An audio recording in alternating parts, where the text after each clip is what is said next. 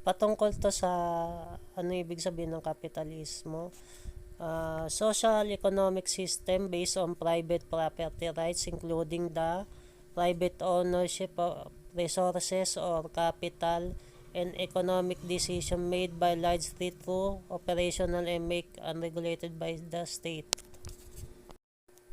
Capitalism, economic system characterized by private ownership in which free market alone control the production of goods and services.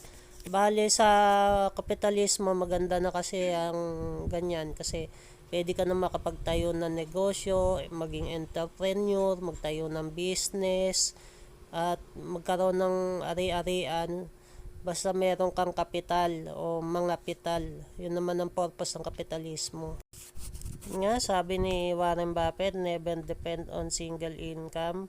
Mas maganda na magkaroon ka ng multiple stream of income.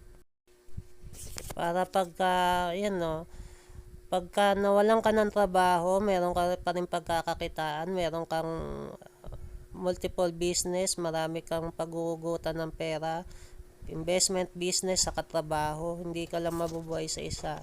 Yan, yung 8 stream of income at yung pinagsamang cash flow quadrant ni Robert Kiyosaki na employee, business, self-employed at investor. Nasanay kasi tayo sa employment kung saan meron tayo sinusunod na boss, trabaho, gastos, ganyan. Bakit mo payayamanin ibang tao kung kaya ko naman payamanin ang sarili ko, di ba? So, alipin. Ikaw ba naman sakupin ka ng Kastila, Amerikano, saka Hapon? Nasanay na tayo sumunod sa kanila kaya nakalimutan na natin magsarili o dumiskar. Ayun, mag-take ka ng risk kaysa naman sa wala. Mas magandang sumubok mong magtayo ng negosyo. Malay mo, kumita ka, umasenso ka, di ba? Bakit naman hindi? Kahit yung may-ari ng Ayala may multiple business, si Manny Villar may multiple business. Yan, yung Ayala uli, kanya-kanyang negosyo, marami siya negosyo. Si Elon Musk, investor, si Warren Buffett at si Katie Wood, yan yung mga investor niya, marami silang investment. Diba? Hindi sila dumidepende sa isang income lang. Yan. At yan ang mga sekreto ng mga mayayaman, multiple sources of income sila, marami sila mga business at mga investment.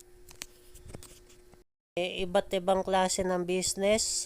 Una, business, entrepreneur, infopreneur, business god, god of all gods. Yan. Iba't ibang klase ng business type. 5 types ng business structure. Pagdating sa negosyo, hindi importante kung malaki o maliit ang kinikita, basta napapaikot mo yung pera o cash flow o tumutubo ka at lumalabang ka ng patas. Dugo talaga ng negosyo ang mga tao na paligid dito. Maaring ito yung mga employee nagtatrabaho sa iyo at yung mga customer, yung mga consumer na bumibili ng mga produkto mo. Kaya napaka-importante na magparami ka ng suki pagdating sa negosyo.